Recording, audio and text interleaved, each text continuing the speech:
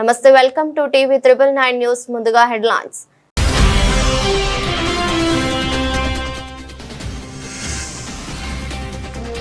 ఆలోగా యుద్ధం ముగించుకుంటే మీకు నరకమే. హమాస్ కు Donald Trump dead line.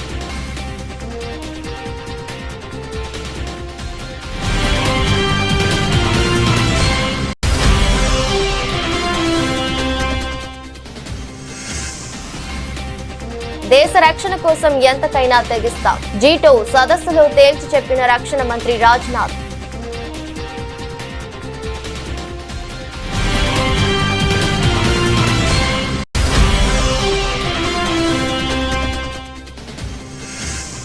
POKలో Pakistan భయంకర మానవ హక్కుల ఉల్లంఘనలకు పాల్పడుతుందన్న భారత్. పాక్ బలగాల అరాచకత్వం తమ దృష్టికి వచ్చిందని ఆవేదన.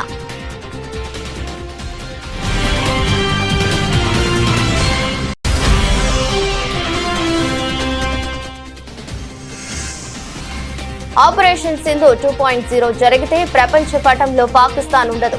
తీవ్ర హెచ్చరికలు చేసిన భారత ఆర్మీ చీఫ్.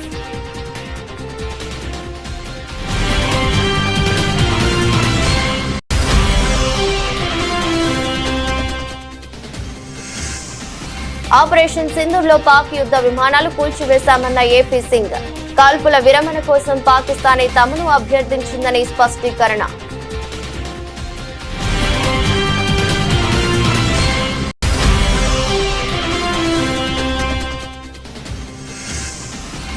ఆంధ్రప్రదేశ్ అభివృద్ధి ప్రణాళికలో భాగంగా సీఎం చంద్రబాబు అధ్యక్షతన కేబినెట్ సమావేశం. పలు కీలక నిర్ణయాలకు ఆమోద ముద్ర.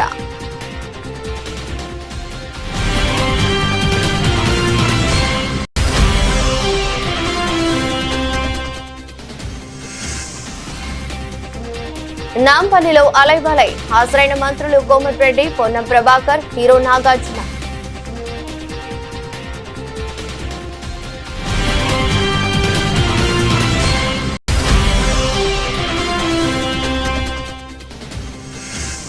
విజయవాడ ఉత్సవాల్లో అధికార పార్టీ దోపిడీపై వైసీపీ నేత దేవినేని అవినాష్ ఆగ్రహం. చంద్రబాబు తీరుపై ధ్వజమెత్తిన దేవినేని అవినాష్.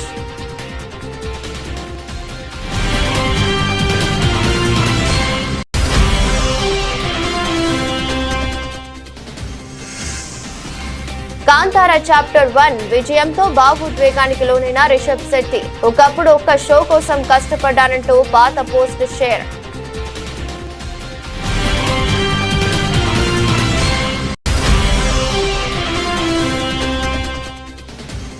అహ్మదాబాద్ టెస్ట్ లో టీమిండియా ఆటగాళ్ల సెంచరీల మోత.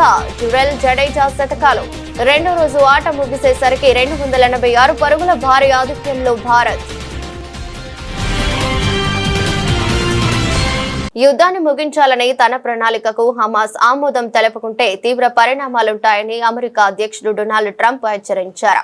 ఇజ్రాయెల్ హమాస్ యుద్ధానికి ముగింపు పలికే అంశంపై ఆయన డెడ్ లైన్ విధించారు. ఆదివారం సాయంత్రం 6 గంటల్లోగా గాజా ప్రణాళికపై ఒక ఒప్పందానికి రావాలని స్పష్టం చేశారు. లేదంటే తీవ్ర పరిణామాలు ఎదుర్కోవాల్సి వస్తుందని హెచ్చరించారు. డొనాల్డ్ ట్రంప్ ఇటీవల ఇజ్రాయెల్ ప్రధాని బెంజమిన్ నెతన్యాహుతో కలిసి 20 సూత్రాల ఫార్ములాను ప్రతిపాదించారు. ఈ ఒప్పందం ప్రకారం కుదిరిన 72 గంటల్లో బదిలీలందరినీ హమాస్ విడుదల చేయాలి. ప్రత్యేకంగా 250 మంది ఖైదీలను ఇజ్రాయెల్ విడుదల చేయడంతో పాటు 1700 మంది సాధారణ పౌరులను కూడా విడిచిపెట్టాలి. అలాగే గాజా పాలనలో హమాస్ పాత్ర ఉండకూడదని, వారి ఆయుధ వ్యవస్థలను, సొరంగంలను ధ్వంసం చేయాలని ఆయన అన్నారు. ట్రంప్ ప్రతిపాదనలకు ఇజ్రాయెల్ అంగీకరించగా హమాస్ మాత్రం దీనిపై అధ్యయనం చేశాక నిర్ణయం తీసుకుంటామని తెలిపింది. ఇంతవరకు హమాస్ ఎటువంటి నిర్ణయం వెల్లడించకపోవడంతో ట్రంప్ తాజాగా తుది గడువు విధించారు. I want to thank the countries that helped me put this together. Qatar, Turkey, Saudi Arabia, Egypt, Jordan, and so many others. So many people fought so hard. This is a big day. We'll see how it all turns out. We have to get the final word down in concrete. Very importantly, I look forward to having the hostages come home to their parents and having some of the hostages, unfortunately, you know the condition they're in, come home likewise to their parents, because their parents wanted them just as much as though that young man or young woman were alive. So I just want to let you know that this is a very special day. maybe unprecedented in many ways. It is unprecedented. But thank you all, and thank you all to those great countries that helped. We were given a tremendous amount of help. Everybody was unified in wanting this war to end and seeing peace in the Middle East. And we're very close to achieving that.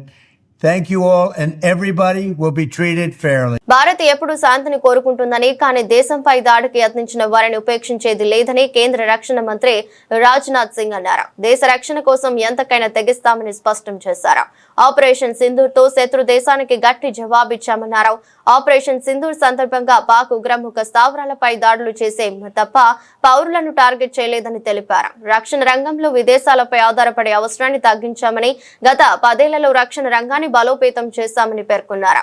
మన దేశం నుంచి 11 ఏళ్ల క్రితం రక్షణ ఉత్పత్తుల ఎగుమతులు 600 కోట్లు ఉండగా ఇప్పుడు 24,000 కోట్లకు చేరాయని, 2029 కల్లా ఇవి 50,000 కోట్లకు చేరుకుంటాయన్నారు. జైన్ ఇంటర్నేషనల్ ట్రేడ్ ఆర్గనైజేషన్ ఆధ్వర్యంలో హైదరాబాద్ లోని హైటెక్స్ లో ఏర్పాటు చేసిన 3 రోజుల G2 కనెక్ట్ 2025 సదస్సుకు ముఖ్య అతిథిగా రాజ్నాథ్ సింగ్ పాల్గొన్నారు. ఈ సందర్భంగా ఆయన మాట్లాడుతూ జైనులు దేశ ఆర్థిక ప్రగతికి దోహదం చేస్తున్నారని, దేశంలో 0.5% ఉన్న జైనులు చెల్లించే పన్నుల శాతం 24 వరకు ఉందన్నారు. కేంద్ర మంత్రి కిషన్ రెడ్డి మాట్లాడుతూ జీఎస్టీ తగ్గింపులతో 350 ఉత్పత్తుల ధరలు తగ్గాయన్నారు. ప్రభుత్వం తెచ్చిన సంస్కరణలతో రానున్న కాలంలో పెట్టుబడులకు గమ్యస్థానంగా భారత్ మారబోతుందన్నారు. వికసిత్ భారత్ లో భాగంగా స్వదేశీ ఉత్పత్తులను ప్రోత్సహిస్తున్నామని తెలిపారు. साथियों, भारत की कल्चर, भारत की संस्कृति यूनिटी इन डाइवर्सिटी, विविधता में एकता का यह एक अद्भुत उदाहरण रही है. यहाँ अनेक मत, पंथ, परंपराएं और जीवन दर्शन भी पनपे, परंतु सबका मूल में यही भाव रहा, सर्वे भवन्तु सुखिनः सर्वे सन्तु निरामया, यानी सभी लोग सुखी हों और सभी लोग निरोग हों. यानी हर पंथ ने सभी के सुखी होने की, सभी के निरोगी होने की और सभी के कल्याण की कामना की है. इस विविधता में जैन धर्म ने भी अपने सिद्धांतों और आदर्शों के माध्यम से न केवल भारतीय समाज बल्कि पूरी मानव सभ्यता, पूरी ह्यूमन सिविलाइजेशन को एक अद्वितीय संदेश देने में कामयाबी हासिल की है. और उनमें विशेष रूप से यह श्रेय यदि किसी को जाता है तो जैन समाज को जाता है. పాకిస్తాన్ ఆక్రమిత కశ్మీర్ లో పాకిస్తాన్ అణచివేత విధానంపై భారత ప్రభుత్వం తొలిసారిగా స్పందించింది. పీఓకేలో నెలకొన్న అశాంతి నిరసనల నేపథ్యంలో ఆ ప్రాంతంలో పాకిస్తాన్ భయంకరమైన మానవ హక్కుల ఉల్లంఘనలకు పాల్పడబోతుందని, ఆ దేశాన్ని జవాబుదారీగా చేయాలని భారతదేశం అంతర్జాతీయ సమాజానికి పిలుపునిచ్చింది. విదేశాంగ శాఖ అధికార ప్రతినిధి రణధీర్ జైస్వాల్ మీడియా సమావేశంలో మాట్లాడుతూ పాకిస్తాన్ అణచివేత విధానమే పీఓకేలో అశాంతికి దారితీస్తుందని అన్నారు. పీఓకేలోని పలు ప్రాంతాల్లో జరుగుతున్న నిరసనలు, అమాయక ప్రజలపై పాక్ బలగాల అరాచకత్వం తమ దృష్టికి వచ్చిందని ఆయన పేర్కొన్నారు. పాక్ అణచివేత ధోరణితో పాటు ఆ ప్రాంతంలో వనరులను కొల్లగొట్టడమే ఆ శాంతికి ప్రధాన కారణమని తాము విశ్వసిస్తున్నామని ఆయన స్పష్టం చేశారు. Including brutalities by Pakistani forces on innocent civilians, we believe that it is a natural consequence of Pakistan's oppressive approach and systemic plundering of resources from these territories which remain under its forcible and illegal occupation. Pakistan must be held accountable for its horrific human rights violations. हमने पाकिस्तान के कब्ज़े वाले जम्मू कश्मीर के कई एक इलाकों में विरोध प्रदर्शनों की रिपोर्टें देखी हैं, जिनमें पाकिस्तानी बलों द्वारा निर्दोष नागरिकों पर किए गए अत्याचार भी शामिल हैं. हमारा मानना है कि पाकिस्तान के दमनकारी रवैये और इन क्षेत्रों से संसाधनों की संगठित लूट का स्वाभाविक नतीजा है और इन क्षेत्रों पर उसका जबरन व अवैध कब्ज़ा अभी भी बना हुआ है. पाकिस्तान को अपने भयानक मानवाधिकार उल्लंघनों के लिए जवाबदेह ठहराना जाना चाहिए. The interim government of Bangladesh, as you are aware and we've spoken about it on several occasions, is unable to maintain law and order situation in the country and has this habit of routinely trying to shift the blame elsewhere. It would do well for them to introspect and conduct serious investigations into the action of local extremist committing violence, arson and land grab against the minority communities in the Chittagong Hill Tract. భారత సైన్యాధిపతి general Upendra Dwivedi Pakistan కు అత్యంత తీవ్రమైన హెచ్చరికలు జారీ చేశారు. సీమాంతర ఉగ్రవాదాన్ని అరికట్టకపోతే పాకిస్తాన్ ను ప్రపంచ పటం నుంచే లేకుండా చేస్తామని ఆయన ఘాటుగా వ్యాఖ్యానించారు. దేవుడి అనుమతి ఉంటే అలాంటి అవకాశం త్వరలోనే లభిస్తుందని ఆయన చేసిన వ్యాఖ్యలు ప్రాధాన్యతను సంతరించుకున్నాయి. రాజస్థాన్ లోని అనూప్ గఢ్ లో ఉన్న ఆర్మీ పోస్ట్ ను సందర్శించిన సందర్భంగా ఆయన ఈ వ్యాఖ్యలు చేశారు. ఈసారి తాము గతంలోలా సంయమనం పాటించబోమని స్పష్టం చేశారు. ఆపరేషన్ సింధూర్ 1.0లో ఉన్నట్లుగా కాకుండా ఆపరేషన్ సింధు 2.0లో పాకిస్తాన్ పై మరింత తీవ్రమైన చర్యలుంటాయని ఆయన హెచ్చరించారు.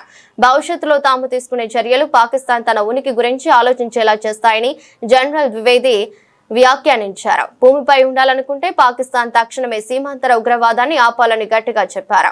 ఈ సందర్భంగా సైనికులు ఎలాంటి పరిస్థితులకైనా సర్వసన్నద్ధంగా ఉండాలని ఆయన పిలుపునిచ్చారు. इस बार भारत देश पूरी तैयारी के साथ है और इस बार वो संयम नहीं रखेगा जो सिंदूर 1.0 में हमने संयम रखा. इस बार हम आगे की कार्रवाई करेंगे और कुछ ऐसी कार्रवाई करेंगे कि हो सकता है पाकिस्तान को सोचना पड़े कि उसे इतिहास में भूगोल में रहना है कि नहीं रहना है.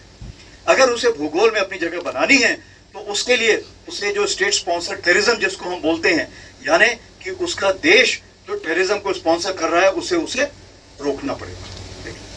तो आप अपनी पूरी तैयारी करके रखिए और अगर परवरदिगार चाहेंगे, भगवान चाहेंगे, वाहिगुरु चाहेंगे तो बहुत जल्दी ही आपको मौका मिलेगा.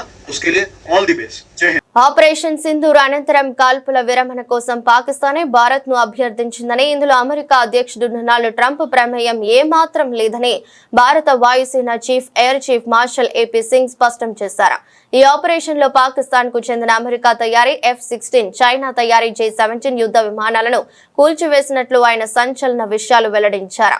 పాకిస్తాన్ పాక్ ఆక్రమిత కాశ్మీర్ లోని 9 ఉగ్రవాద శిబిరాలను లక్ష్యంగా చేసుకుని విజయవంతంగా ధ్వంసం చేశామని అన్నారు.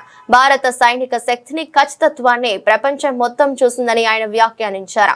ఈ ఆపరేషన్ లో భారత విమానాలు ధ్వంసమయ్యాయంటూ పనుస్తున్న వార్తలను ఆయన తీవ్రంగా ఖండించారు. అది కేవలం పాకిస్తాన్ పౌరులను తప్పుదోవ పట్టించేందుకు పాక్ సైన్యం చేస్తున్న దుష్ప్రచారమని కొట్టిపారేశారు.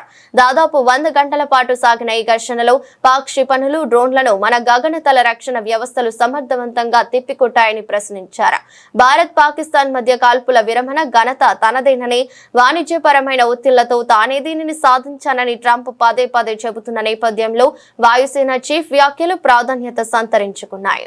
Pakistan losses are concerned, I think it was very clear, it was clearly spelled out in the initial debriefs also that we have struck a large number of their airfields and we've struck a large number of their installations, and what we have gathered from whatever int reports we have got is that on ground because of our strikes there have been radars at least 4 places, command and control centers at 2 places, runway of course damaged at 2 places, then 3 of their hangars in 3 different stations have been damaged, and in that hangar as well as on tarmac we have signs of one C-130 class of aircraft, one AEW&C class of aircraft, and at least 4 to 5 fighter aircraft, most likely F-16 because that base happened to be F-16, which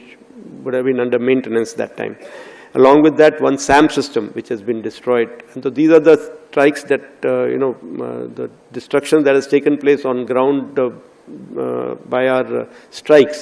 And as far as air defense part is concerned, we have clear evidence of one long-range strike which I talked about, more than 300 kilometers, which happens to be either an AEW&C or a SIGINT aircraft. Along with that, 5 fighters that are high-tech fighters of between F-16 and JF-17 class is what our system tells us. Andhra Pradesh అభివృద్ధి ప్రణాళికలో భాగంగా ముఖ్యమంత్రి చంద్రబాబు అధ్యక్షతన సచివాలయంలో జరిగిన cabinet సమావేశం ముగిసింది.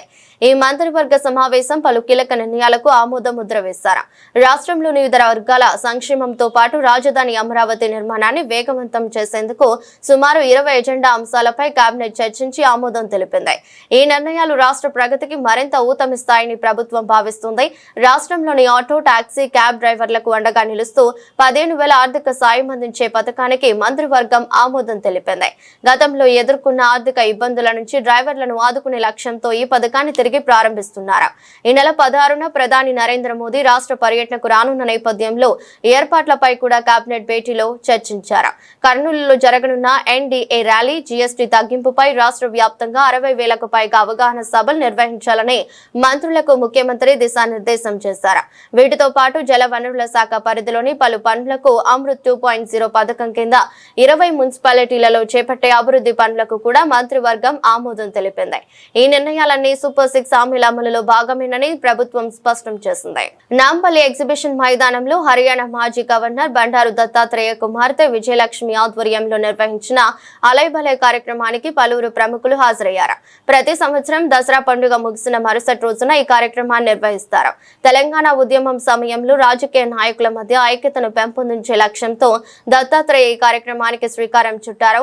అలైబలై కార్యక్రమానికి హాజరైన అతిథులకు దత్తాత్రేయ కండువాలు వేసి సాదరంగా ఆహ్వానించారు.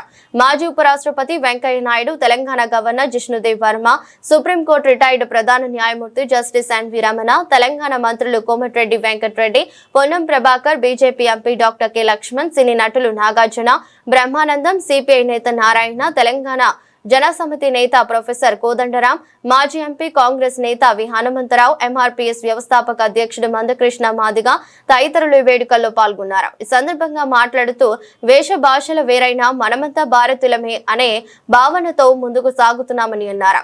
అందరం ఐక్యంగా ఉండాలనే సదుద్దేశంతో అలైబలై కార్యక్రమం కొనసాగుతుందని పేర్కొన్నారు. సత్కారం చేయించుకోవడం నాకు ఫస్ట్ టైం, చాలా కొత్తగా ఉంది. బట్ దత్తాత్రేయ గారు థ్యాంక్ యూ వెరీ మచ్ అండి. మీరు 2005 నుంచి 20 ఏళ్లుగా ఈ అలైబలై కార్యక్రమాన్ని నిర్వహిస్తున్నారు.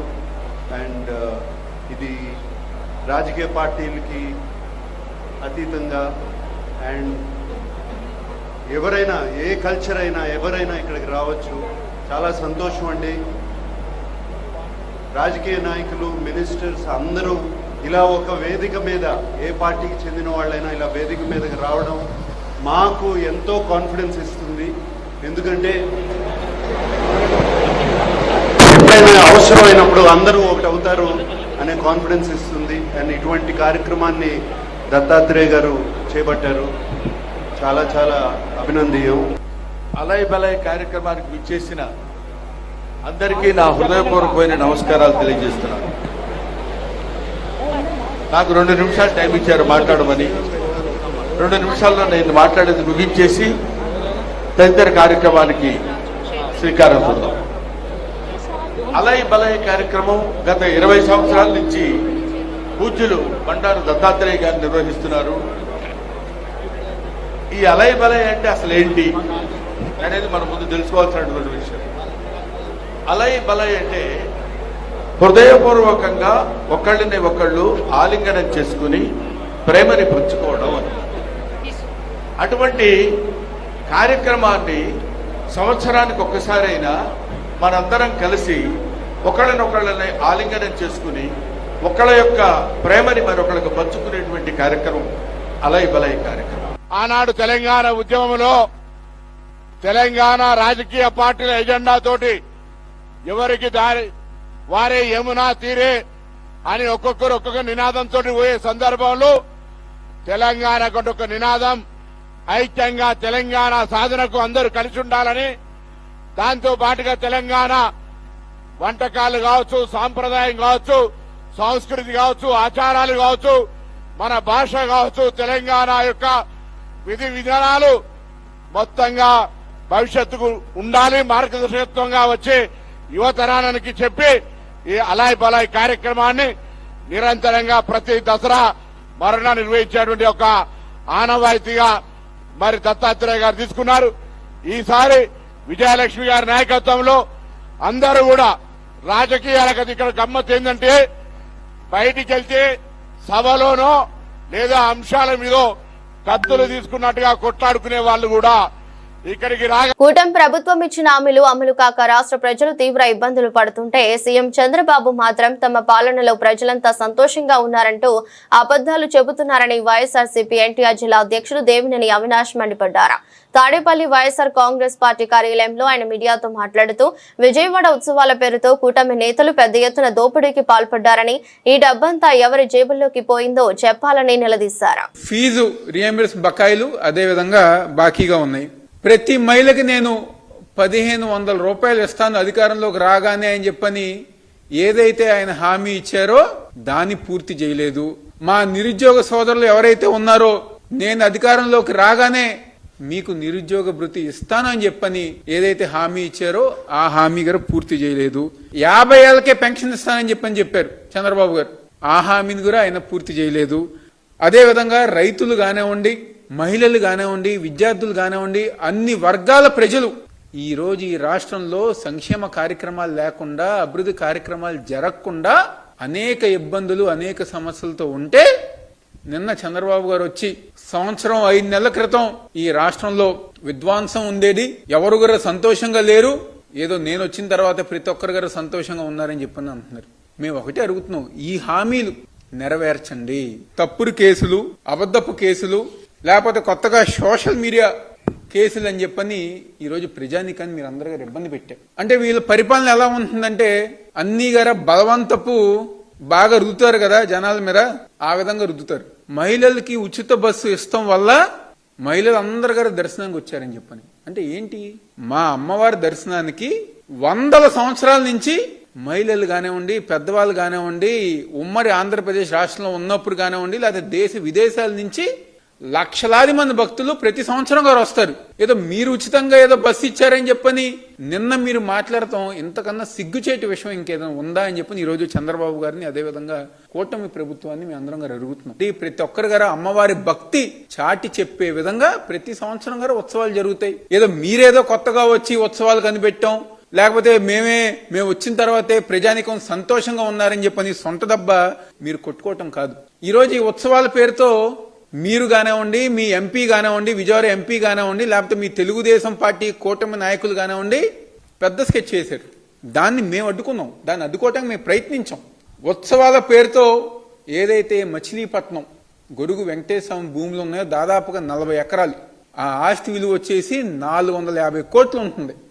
దాన్ని మీరు కాజేయాలని చెప్పి చూసిన మాత్రం వాస్తవం కాదా అని చెప్పి ఈ రోజు మేము అందరం గారు అడుగుతున్నాం. బండారు దత్తాత్రేయ అంటే బీజేపీ నాయకుడు గాను, గవర్నర్ గాను కాకుండా 10 మందిని కలుపుకుని పోయే తెలంగాణ వ్యక్తిత్వం కలిగిన గొప్ప వ్యక్తి అని తెలంగాణ జాగృతి అధ్యక్షురాలు కల్వకుంట్ల కవిత అన్నారు.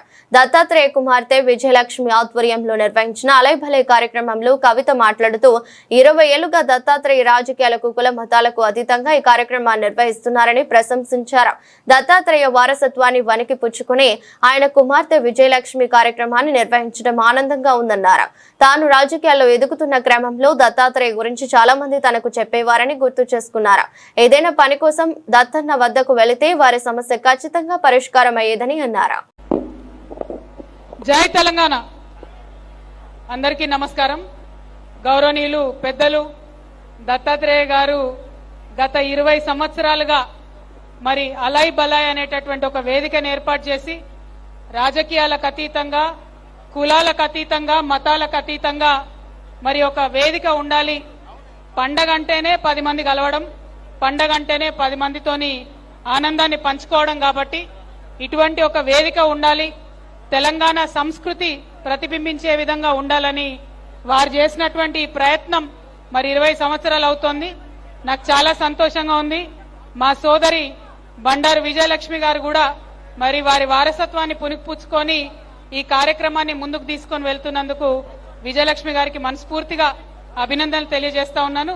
వారు సక్సెస్ఫుల్ గా ఈ కార్యక్రమాన్ని ముందుకు నడపాలని నేను కోరుకుంటూ ఉన్నాను. మాకు దత్తన్న అంటే బీజేపీ నాయకుడు గానో, ఒక గవర్నర్ గానో మాకెవరికి తెలియదు.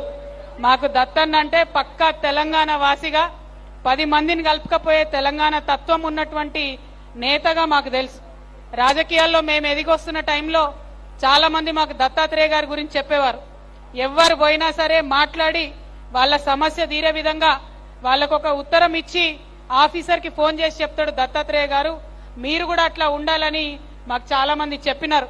మరి అట్లాంటి దత్తాత్రేయ గారి ఆధ్వర్యంలో జరుగుతున్న కార్యక్రమంలో పాల్పంచుకోవడం అన్నది చాలా సంతోషం.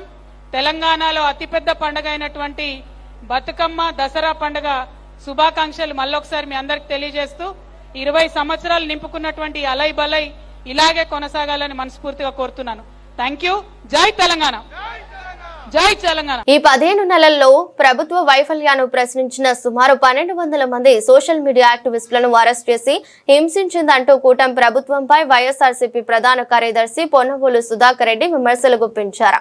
నేడు సోషల్ మీడియా కార్యకర్తల గొంతు నొక్కుతున్నట్టు రేపు ప్రజలు ప్రజా సంఘాలను కూడా అణిచేందుకు చట్టాలు తెస్తున్నారని ఆరోపించారు. ఎన్నికల ముందు చంద్రబాబు ప్రచారమంతా మిస్ ఇన్ఫర్మేషన్ కాదా అని నిలదీశారు. సుమారుగా 2000 మందిని, ప్రిసైజ్గా 1200 చిల్లర మంది మీరు సోషల్ యాక్టివిస్ట్ని మీరు అరెస్ట్ చేసి ఈ 15 నెలల్లో వైఎస్ఆర్ కాంగ్రెస్ పార్టీకి సపోర్ట్ చేసినటువంటి వ్యక్తుల్ని, మీ ప్రభుత్వాన్ని తప్పులను వైఫల్యాలను ఎండగట్టుతున్నటువంటి యువతని సుమారు 2000 మందిని ఈ 15 నెలల్లో మీరు అరెస్ట్ చేసి టార్చర్ డెన్స్లో వాళ్ళని హింసించలేదా? నేను ప్రత్యక్ష సాక్షిని. వాటికి మీరు రుజువులు అడిగితే తీసుకొస్తాను. ఒక్కొక్క సోషల్ యాక్టివిస్ట్ మీద మినిమం 10 కేసులు అక్రాస్ ది స్టేట్, ఈ రాష్ట్రం అంతా తిప్పినటువంటి వైన మీద కాదా అని అడుగుతుండా. అది చాలదా మీకు? ఇంకా మీ మనసు మీరు చల్లారలేదా? మీ మనసు మీకు ఇంకా చాలలేదా? మీ హింసా ప్రవృత్తికి 15 నెలలుగా మీ వైఫల్యాన్ని ఎవరైతే ఎండగట్టారో వారి యొక్క గొంతు నొక్కే పరిస్థితికి మీరు దిగజారి ఈ రాష్ట్రాన్ని ఒక నియంత పాలన కింద తీసుకొచ్చి గొడుగు కింద తీసుకొస్తున్నటువంటి ప్రయత్నం. ఈరోజు సోషల్ మీడియా యాక్టివిస్టుల మీద మీ గొడ్డలి వేటు పట్టుతుంది. రేపు ఇంకొక గ్రూప్ ట్రేడ్ యూనియన్ మీద పడుతుంది, రేపు ఇంకొకరి మీద పడుతుంది, రేపు ఎన్జిఓల మీద పడుతుంది, రేపు ప్రజా సంఘాల మీద పడుతుంది. అందరూ సంఘటితమై అందరూ మనం వ్యతిరేకించకపోతే ఈ చట్టం, this is the draconian law what they are going to bring in. అటువంటి ప్రయత్నాన్ని మనం ప్రజాగళం ద్వారా, ప్రజా యొక్క అభిప్రాయం ద్వారా మనం చెప్పుకోలేకపోతే, మీకు తెలుసు హిట్లర్ గెస్టాపో అనేటువంటి పోలీస్ వ్యవస్థ పెట్టుకొని నాజీ రెజీమ్లో జర్మనీలో సెకండ్ వరల్డ్ వార్ టైంలో ఆయన చేసిన దురాఘాతాలు, ఒక్కొక్క గ్రూప్ విభజించి సమాజాన్ని ఒక్కొక్కరిని ఒక్కొక్క టైంలో గ్యాస్ చేంబర్స్ పంపిస్తున్నటువంటి వైన మీకు అందరికీ తెలిసిన విషయం. కాంతార చాప్టర్ 1 చిత్రంతో మరోసారి దేశవ్యాప్తంగా సంచలనం సృష్టిస్తున్న నటుడు దర్శకుడు రిషబ్ శెట్టి తన పాత రోజులను గుర్తు చేసుకుని భావోద్వేగానికి గురయ్యారు. ఒకప్పుడు తన సినిమాకు కనీసం ఒక్క షో కూడా దొరకని పరిస్థితి నుంచి నేడు వేల హౌస్ఫుల్ షోలతో అఖండ విజయాన్ని అందుకోవటంపై ఆనందం వ్యక్తం చేశారు. ఈ ప్రయాణంలో తనకు అండగా నిలిచిన ప్రతి ఒక్కరికి కృతజ్ఞతలు తెలిపారు. 2016లో ఒక్క సాయంత్రం షో కోసం కష్టపడటం నుంచి 2025లో 5000 హౌస్ఫుల్ షోల వరకు సాగిన ఈ ప్రయాణం కేవలం మీ ప్రేమ, మద్దతు, దేవుడి దయ వల్లే సాధ్యమైందే. దీనికి కారణమైన ప్రతి ఒక్కరికి ఎప్పటికీ రుణపడి ఉంటానని ఆయన పేర్కొన్నారు. ఈ సందర్భంగా 9 ఏళ్ల క్రితం తాను పడిన కష్టాన్ని గుర్తు చేస్తూ 2016 నాటి తన పాత పోస్ట్ ను కూడా షేర్ చేశారు. సినిమా విజయంపై Tollywood star hero junior NTR కూడా రిషబ్ శెట్టి ప్రతిభను మెచ్చుకున్నారు. కాంతార చాప్టర్ 1 బృందానికి ఘన విజయం సాధించినందుకు అభినందనలు. రిషబ్ శెట్టి గారు ఒక అద్భుతమైన నటుడిగా, ప్రతిభావంతుడైన దర్శకుడిగా ఊహకందని విజయాన్ని సాధించారని ప్రశంసించారు. వెస్టిండీస్ తో జరుగుతున్న తొలి టెస్ట్ లో భారత బ్యాటర్లు పరుగుల వరద పారించారు. అహ్మదాబాద్ లోని నరేంద్ర మోదీ స్టేడియంలో వేదికగా KL Rahul, wicket keeper Dhruv Jurel, all rounder Ravindra Jadeja అద్భుత శతకాలతో కదం తొక్కడంతో టీమిండియా పటిష్ట స్థితిలో నిలిచింది. రెండో రోజు ఆట ముగిసే సమయానికి భారత్ తన తొలి ఇన్నింగ్స్ లో 5 వికెట్ల నష్టానికి 448 పరుగుల భారీ స్కోరు సాధించింది. దీంతో వెస్టిండీస్ పై ఇప్పటికే 286 పరుగుల భారీ ఆధిక్యం సంపాదించి మ్యాచ్ పై పూర్తి పట్టు బిగించింది. తొలి ఇన్నింగ్స్ లో భారత బ్యాటింగ్ ప్రదర్శన అద్భుతంగా సాగింది. ముఖ్యంగా యువ wicket keeper Dhruv Jurel, senior all rounder Ravindra Jadeja 5వ వికెట్ కు నెలకొల్పిన భాగస్వామ్యం ఇన్నింగ్స్ కి హైలైట్ గా నిలిచింది. 218 పరుగులకు 4 వికెట్లు కోల్పోయిన దశలో క్రీజులోకి వచ్చిన ఈ జోడీ విండీస్ బౌలర్లకు ఎలాంటి అవకాశం ఇవ్వకుండా పరుగుల వరద పారించింది. కేవలం 210 బంతుల్లో 15 4లు 3 సిక్సర్లతో జురెల్ 125 పరుగులు చేసి జట్టుకు భారీ స్కోరును అందించాడు. జడేజా కూడా తన క్లాస్ చూపిస్తూ 176 బంతుల్లో 6 4లు 5 సిక్సర్లతో 104 పరుగులు చేసి అజేయంగా నిలిచాడు. వీరిద్దరూ 5వ వికెట్ కు 206 పరుగుల కీలక భాగస్వామ్యాన్ని నెలకొల్పారు. ప్రస్తుతం క్రీజులో రవీంద్ర జడేజా, వాషింగ్టన్ సుందర్ ఉన్నారు. చేతిలో మరో 5 వికెట్లు ఉండటంతో భారత్ తన ఆధిక్యాన్ని మరింత పెంచుకునే అవకాశం ఉంది. వార్తలు ముగించే ముందు మరోసారి హెడ్లైన్స్.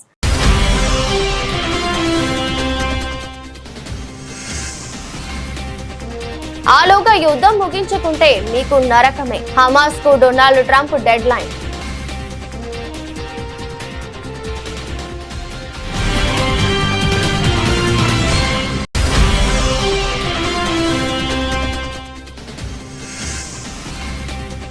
దేశ రక్షణ కోసం ఎంతకైనా తెగిస్తాం. G2 సదస్సులో తేల్చి చెప్పిన రక్షణ మంత్రి రాజ్నాథ్.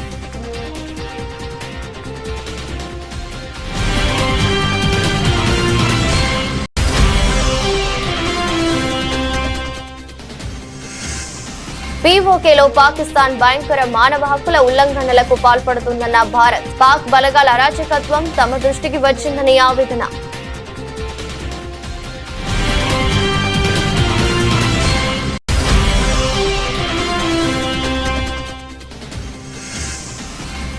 ఆపరేషన్ సింధు 2.0 జరిగితే ప్రపంచ పటంలో పాకిస్తాన్ ఉండదు. తీవ్ర హెచ్చరికలు చేసిన భారత ఆర్మీ చీఫ్.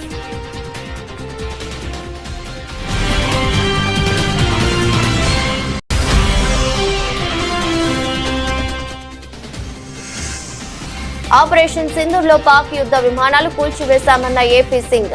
కాల్పుల విరమణ కోసం పాకిస్తానే తమను అభ్యర్థించిందని స్పష్టీకరణ.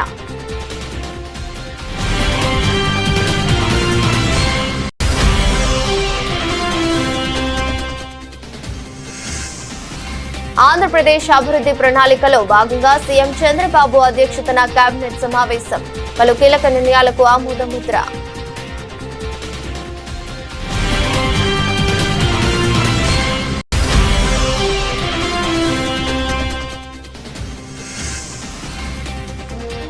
నాంపల్లిలో అలైబలై హాజరైన మంత్రులు కోమటిరెడ్డి, పొన్నం ప్రభాకర్, హీరో నాగార్జున.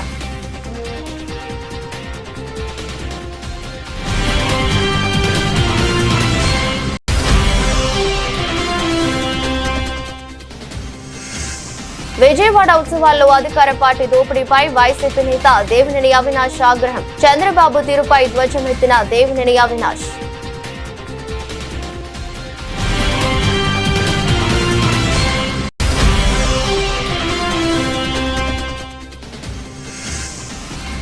కాంతారా చాప్టర్ 1 విజయంతో భావోద్వేగానికి లోనైన రిషబ్ శెట్టి. ఒకప్పుడు ఒక్క షో కోసం కష్టపడ్డానంటూ పాత పోస్ట్ షేర్.